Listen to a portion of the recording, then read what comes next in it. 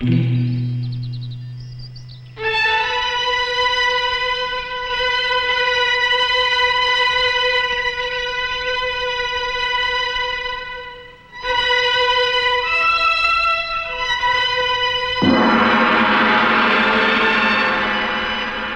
period of Japan's high culture began in the 6th century, spurred by a flow of courtly and Buddhist ideas from China.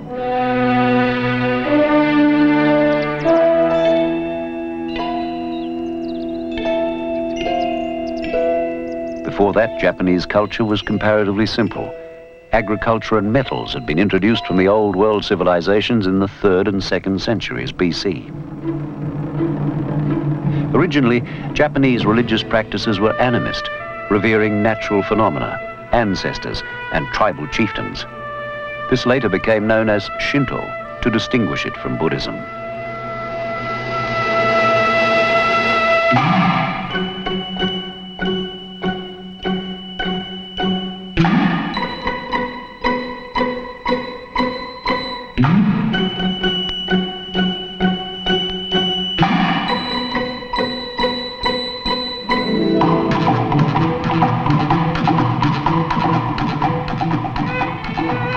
Expressways straddling the giant cities of modern Japan from every quarter are now the massive symbol of this secular state's achievements.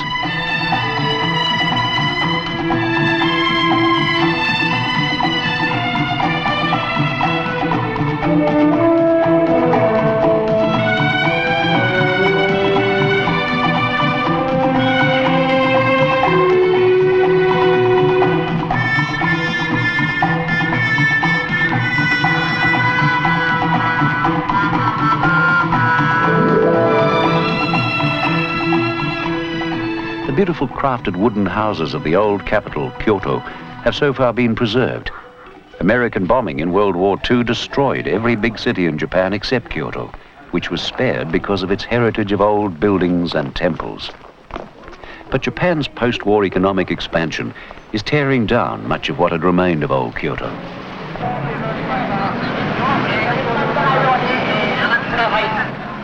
Owners of small shops demonstrate against the building of big new chain stores, which they say threatens the old social fabric, as well as their livelihoods. These people have a lot to lose from the heavy tramp of material progress, more so than the people of the other cities which have been completely rebuilt since the war.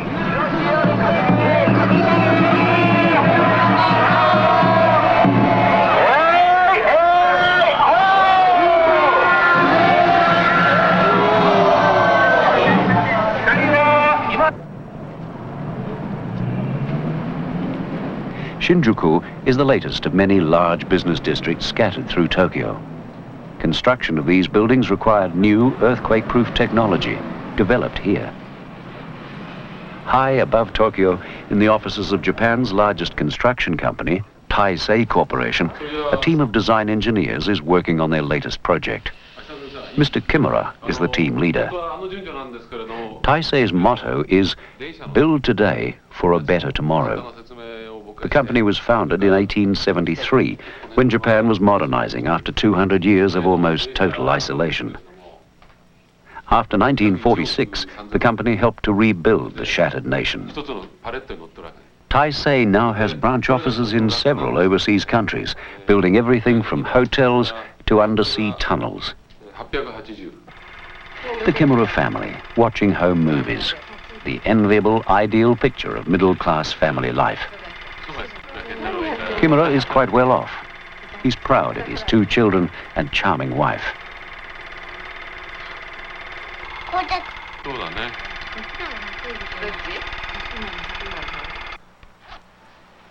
Today is a very special day for the young son, Kentaro, the day of Shichigo-san.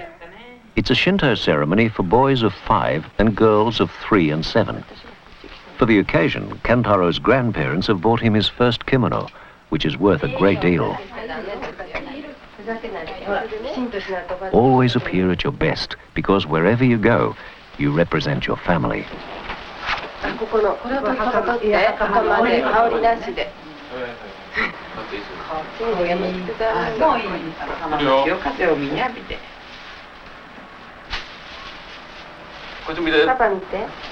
Even at 5, there is a remarkable sense of personal dignity. It's said that a man should always feel an obligation to his parents for the countless things they did for him. The only way for him to repay this obligation is to give his own children a good upbringing in their turn.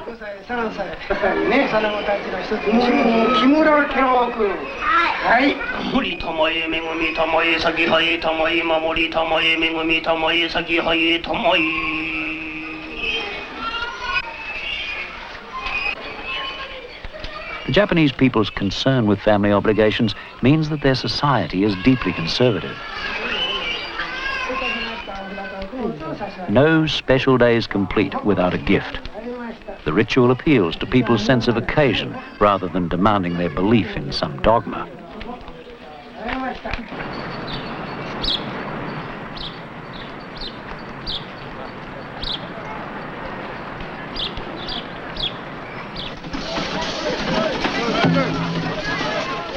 Japanese festivals have no rivals for variety and brilliance. Not a day passes without a festival somewhere.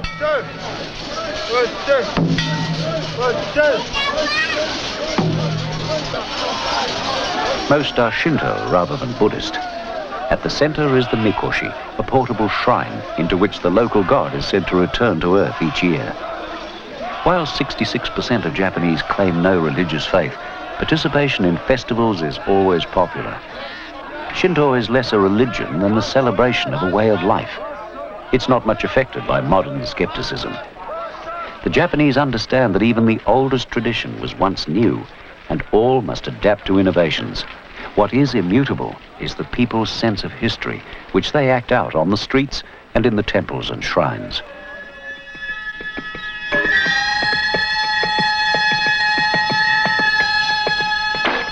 Samurai traditions are followed keenly, not simply as a sport, but because the rigorous training and discipline which these martial arts demand provide a path to spiritual enlightenment.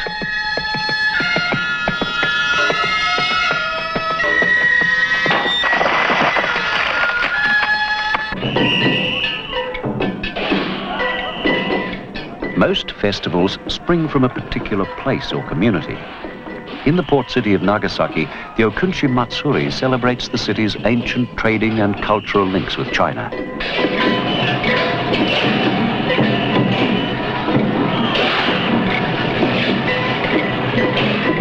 The 7 Chinese gods of good fortune are shown arriving in Japan by ship.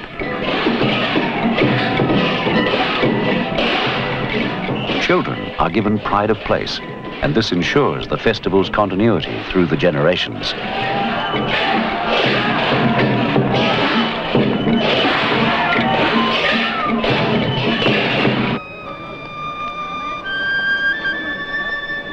The great Buddha of Nara was cast in bronze in 749 AD. The statue weighs 450 tons. To house it, the colossal temple of Todaiji was built, the largest wooden structure in the world. Nothing shows the people's sense of history so well as the replacement of Todaiji's roof tiles. This has been done regularly every 250 years.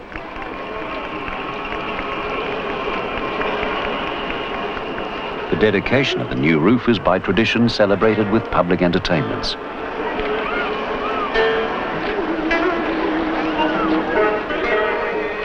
Buddhism is a very tolerant religion.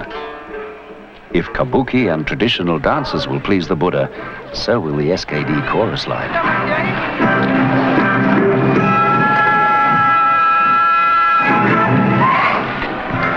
New Year is the most important festival. It's both Buddhist and Shinto. A time to pay off all debts, purify the house, and start with a clean slate. The old year's good luck arrows are burnt and replaced with new to defeat the devils. A season of friendship, joy, and renewal. People visit temples and shrines all over Japan. 4 million go to the Meiji Shrine alone. This year, your lucky arrow will hit the mark.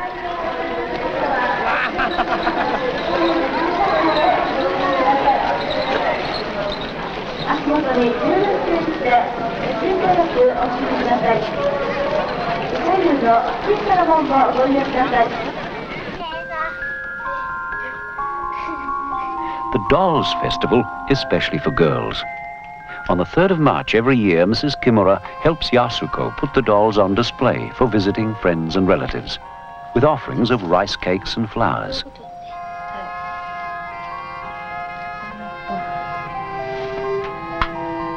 The dolls are handed down through the generations from mother to daughter. At the top are the Emperor and Empress, and so on down through the court hierarchy.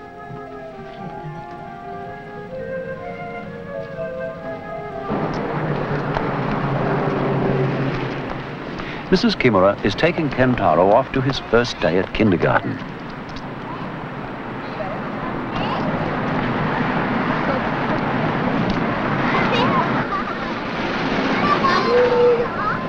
The Kimuras are fortunate. They live in a good suburb, and the kindergarten nearby is a good one. It could well be his passport to a good education, and from there a successful career.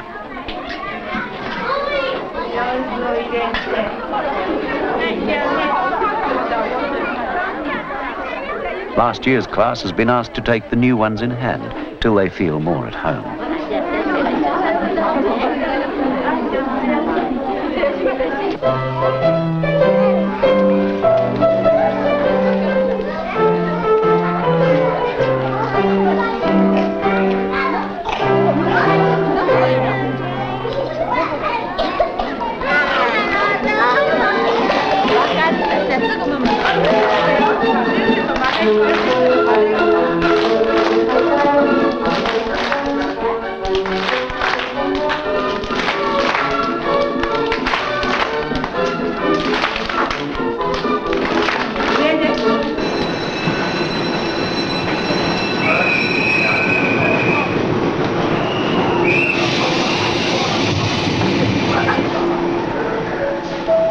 Kimura lives in Yokohama, the major port city adjoining Tokyo. He travels an hour and a half each way to work. His company's first project was the construction of Tokyo's Shimbashi railway station in 1872. Taisei are still building railways, the intercity new lines, nicknamed bullet trains by foreigners. They also construct and export whole factories to Southeast Asia, ready for work at the turn of a key.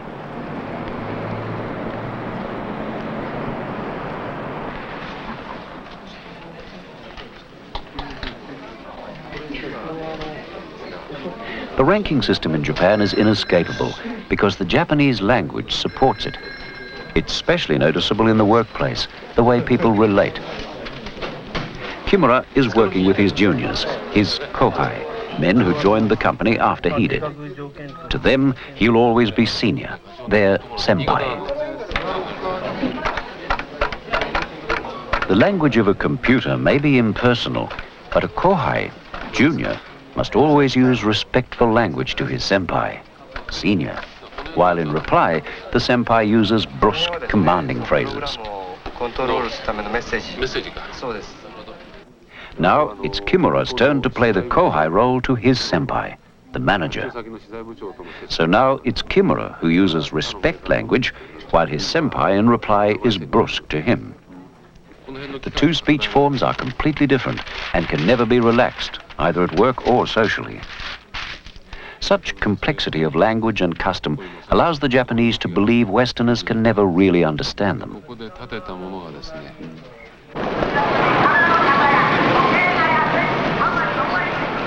After hours, groups of salarymen patronize the thousands of bars and beer halls of Shinjuku and other centers. There's no clear line between being on and off duty.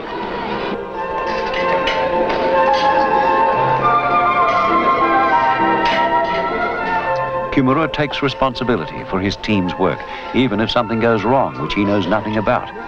So he needs to get to know his colleagues intimately, sharing their leisure hours together.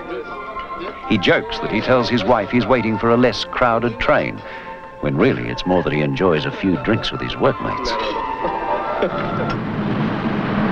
The Taisei company has a tennis court for its employees. The senpai-kohai rule still holds good. Kimura plays with colleagues on weekends. His wife plays with her own friends during the week.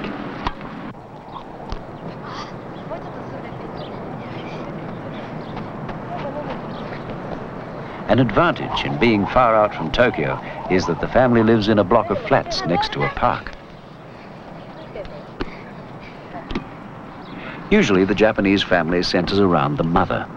Fathers take a much less important role. They're so often away from home.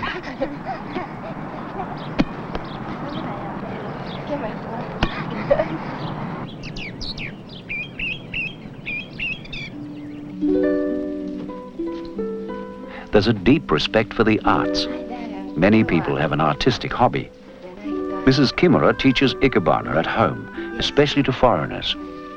She's also a student at one of the ikebana schools, which jealously preserve their tradition.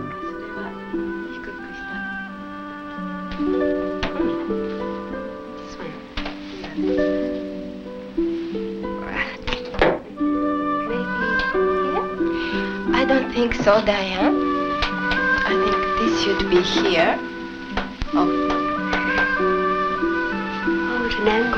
it is nice, but if you cut here and then ここ.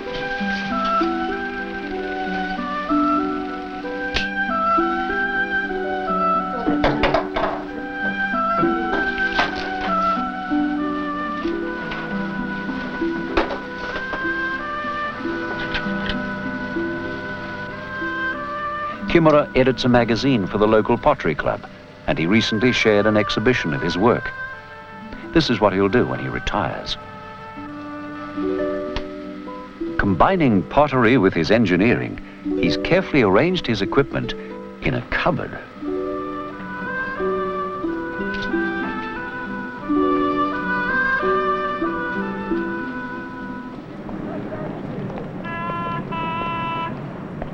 Kanpai!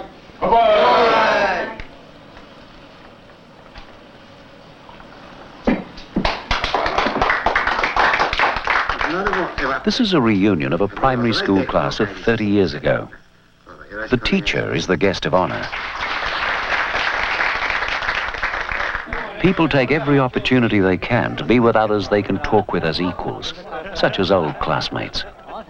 They don't require respect language, though the teacher does. Women use a more polite form of language than men. The reunion is more than a social gathering. Classmates are part of the network of connections one uses to ask favors and get things done.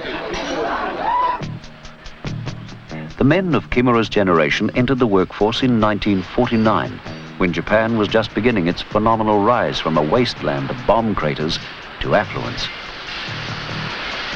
They've spread out through the myriad of business which together have made this small corner of the world a colossal commercial empire. Japan has 2 1/3 times as many science graduates as the United Kingdom and West Germany put together, which have a slightly larger combined population than Japan. Taisei build automated warehouses, designed by Kimura.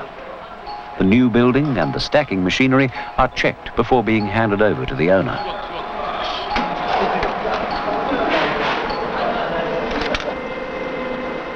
Kimura believes in company loyalty, but he's not one of the so-called super dynamic workhorses who rebuilt Japan after its wartime devastation. He's a family man, a my home type. The real super dynamic workhorse these days is automation. Japanese heavy industry has already been fully established. Now a new industrial revolution has switched the power to computers and robots. Fujitsu Fanuc makes robot machine tools for factories. Well, more precisely, their robots make more robots, and they do it 24 hours a day.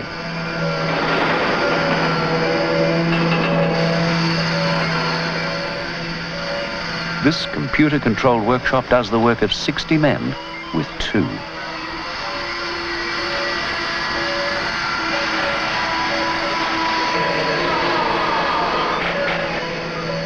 70% of all the world's robots are at work in Japan. They'll be the next export boom.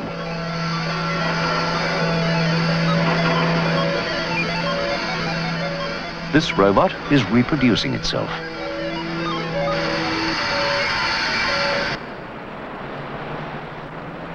Production of the prestigious newspaper Asahi Shimbun has been transformed.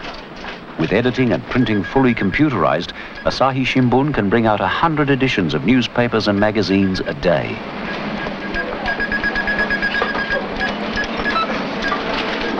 It seems contradictory that such an overpopulated country should lead the world in automation.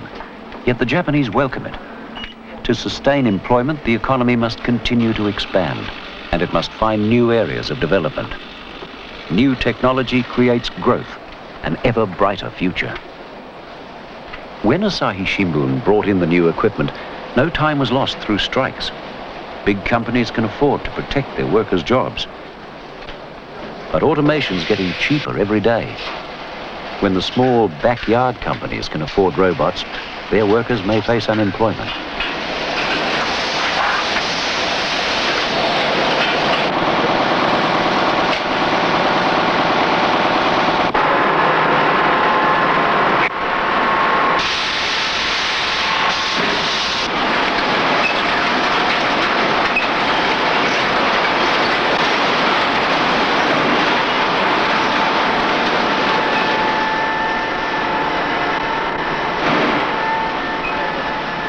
Casualties already.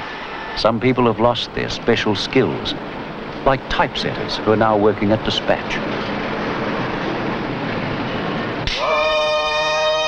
Despite the strains and fractures resulting from Japan's leap into the future, there's a reverence for the long-established order of things, an acceptance of authority which today's leaders can count on.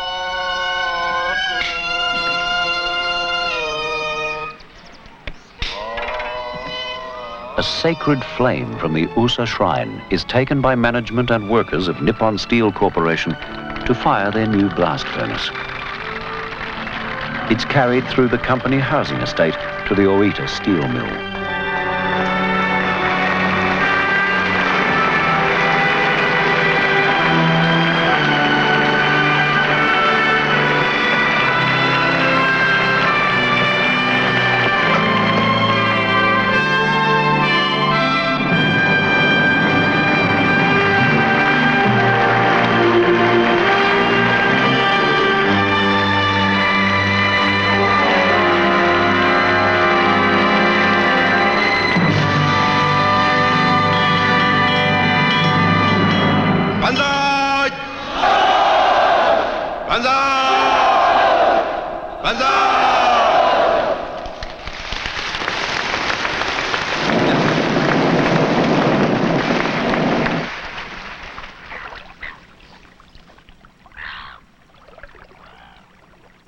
Religion, Shinto, or the various traditions of Buddhism, has been associated throughout Japanese history with supporting powerful groups in society.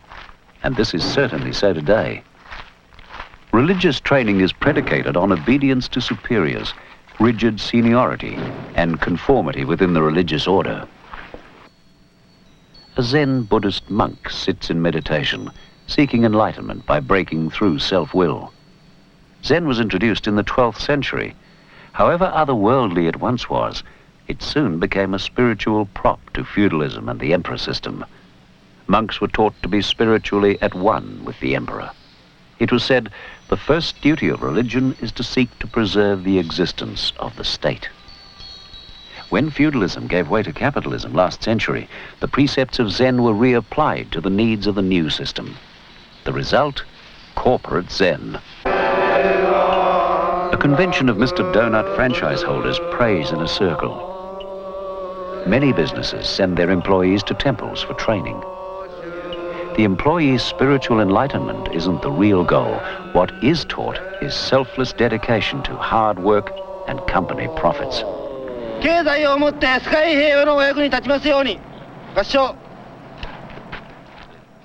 The corporate machine rides on the path to enlightenment.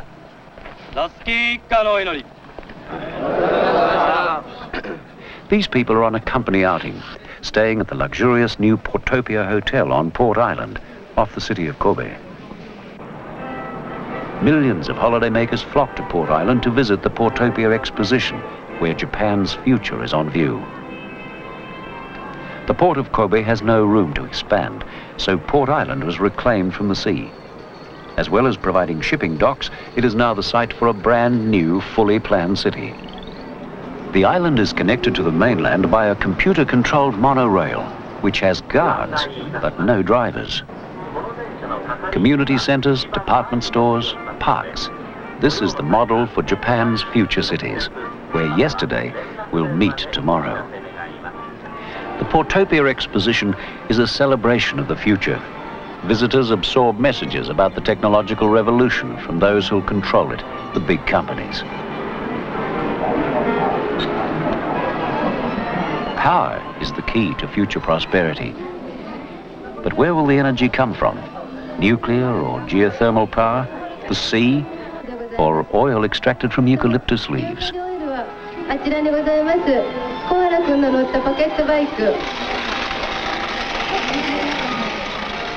Portopia's most interesting exhibit is Japan's greatest natural resource, the Japanese people. Energetic, highly trained, they more than any other nation anticipate and accept technological change. They believe it'll look after them. They face the future without fear, as actors in a great drama.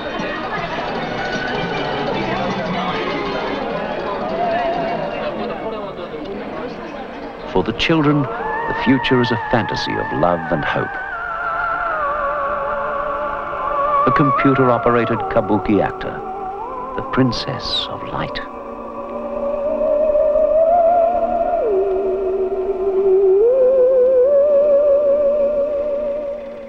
Kentaro, as a young man of the 21st century, may well live in a post-industrial society, but his parents' traditions will probably have endured.